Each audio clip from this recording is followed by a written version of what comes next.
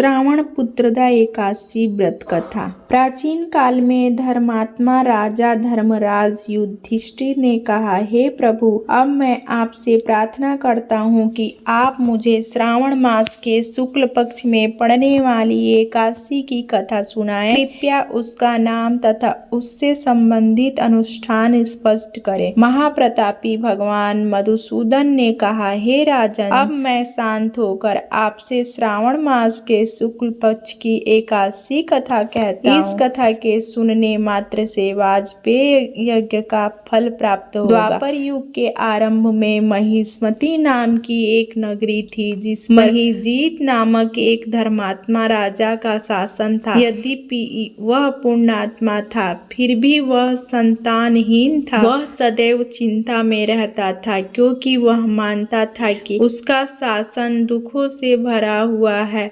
क्योंकि बिना संतान वाला व्यक्ति इस लोक में या परलोक में सुख नहीं पा सकता। राजा ने पुत्र प्राप्ति के लिए अथक प्रयास किया, लेकिन उसके सभी प्रयास व्यर्थ गए। जैसे जैसे वह बड़ा होता गया, उसका दुख बढ़ता गया। एक दिन उसने अपनी प्रजा को संबोधित करते हुए कहा, मैंने अपने जीवन में कभी कोई अन्याय नहीं किया। मैंने अपनी प्रजा से अन्याय पूर्वक धन नहीं एकत्र किया, न देवताओं और ब्राह्मणों का धन छीना, न किसी की विरासत छीनी। मैंने अपनी प्रजा को पुत्रों के समान पाला है और अन्याय करने वालों को अपने ही सगे संबंधियों के समान दंड दिया। मैंने किसी के प्रति द्वेष नहीं रखा है। मैंने सभी को समान माना है। धर्म पूर्वक राज्य करते हुए भी इस समय मुझे महान दुख हो रहा है। मैं अपने दुख का कारण नहीं समझ पा रहा हूँ। राजा महिजीत के मंत्री और सलाहकार सलाह लेने के लिए जंगल में चले गए। वहां उनकी मुलाकात महान ऋषियों और बुद्धिमान लोगों से हुई। उनमें से एक थे आदरणीय ऋषि लोमस, जो धर्म और शास्त्रों के अच्छे ज्ञाता थे। राजा के मंत्रियों और सलाहकार की मुलाकात ऋषि लोमस से हुई। आदर पूर्वक स्वागत किया और उनके सामने अपना स्थान ग्रहण किया। वे कहने लगे, हे ऋषिवर, आपके दर्शन पाकर हम सौभाग्यशाली हैं। कृपया हमारी दुर्दशा पर प्रकाश डालिए। ऋषि लोमस ने उत्तर दिया, आपकी विनम्रता और सदाचार मुझे बहुत प्रसन्न करते हैं। अब मुझे अपने आगमन का कारण बताओ और मैं अपनी क्षमता के अनुसार निश्चित रूप से समाधान बताऊंगा, क्योंकि हमारे शरीर दूसरों की सेवा करने के लिए बनाए गए हैं, इसमें कोई संदेह नहीं है। ऋषि के ये शब्द सुनकर तब राजा के मंत्री और सलाहकार इस आश्वासन के साथ मुस्कुराए कि जरूर कोई समाधान मिल जाएगा। उन्होंने उत्तर दिया, हम अपनी दुविधा को समझने के लिए आपका मार्गदर्शन चाहते हैं। हम राजा महिजीत की प्रजा हैं, जिन्हें संतान प्राप्त करने में परेशानी हो रही है, जिसके कारण वे अंदर से बहुत दुखी हैं और उनके दुख सुख में शामिल होना हमारा कर्तव्य है। उनके संतानहीन होने का कारण हमारे लिए एक रहस्य बना हुआ है। आपसे मिलने के बाद हमें विश्वास है कि हमारी समस्याओं का जल्द ही समाधान हो जाएगा। कृपया हमें हमारे राजा को पुत्र प्राप्ति का आशीर्वाद देने के उपाय के बारे में बताएं। उनकी बातें सुनकर ऋषि लोमस ने कुछ देर के लिए अपनी आंखें बंद कर ली और राजा के पिछले जन्मों पर विचार करने लगे। तब उन्होंने बताया, ब्राह्मण, पिछले जन्म में यही राजा बहुत दरिद्र था और पाप कर्मों में लिप्त था। वह गांव-गांव घूमता रहता था और लोगों को हानि पहुंचाता था। जेठ मास के शुक्ल पक्ष की द्वादशी तिथि को वह एक जलाशय पर पानी पीने गया। पिछले दिन कुछ न खाने के कारण वह भूखा था। उसी समय वहां एक प्यासी गर्भवती गाय भी पानी मांग रही थी। राजा ने अपनी प्यास बुझाने के लिए गाय को धक्का दे दिया। इसके इस निर्दयी कृत्य के कारण एक बछड़ा अपनी मां से अलग हो गया। यही पाप उसके वर्तमान दुख का कारण है, चूंकि उस अनजाने में ही सही एकादशी के दिन व्रत किया था, इसीलिए उसका जन्म राजघराने में हुआ और वह राजा बना। श्रावण मास के शुक्ल पक्ष की एकादशी का व्रत उसके पिछले जन्म के पापों से मुक्ति दिलाने का उपाय होगा। यदि तुम सब लोग यह व्रत करो, रात्रि जागरण करो और द्वादशी के दिन व्रत का पूर्ण राजा को दो तो उसे पुत्र प्राप्ति का आशीर्वाद मिलेगा।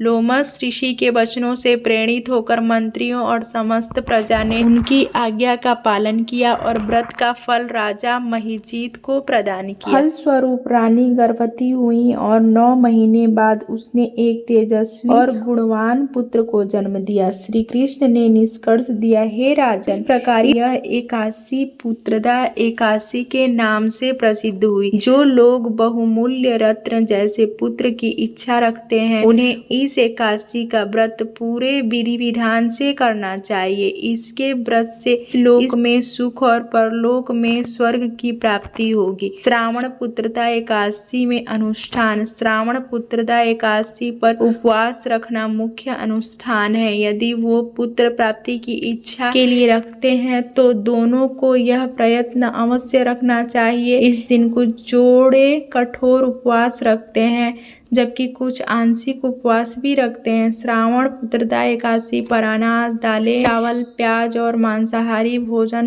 नहीं खाना चाहिए। व्रत की शुरुआत दशमी से होती है और व्रती को दोपहर पहले सात्विक भोजन ही करना चाहिए। दशमी की रात को पूर्ण ब्रह्मचर्य का पालन किया जाता है। एकादशी के सूर्योदय से द्वादशी 12वें दिन की सुबह तक कोई भोजन नहीं किया जाता है। पूजा अनुष्ठान समाप्त करने और सम्मानित ब्राह्मण को भोजन कराने के बाद व्रत तोड़ा जाता है। इस दिन भगवान विष्णु की पूरी श्रद्धा और उत्साह के साथ पूजा की जाती है। भगवान विष्णु की मूर्ति को पूजा स्थल पर रखा जाता है और पंचामृत से अभिषेक किया जाता है। भक्त भगवान को फूल, फल, अन्य पूजा सामग्री भी चढ़ाते हैं।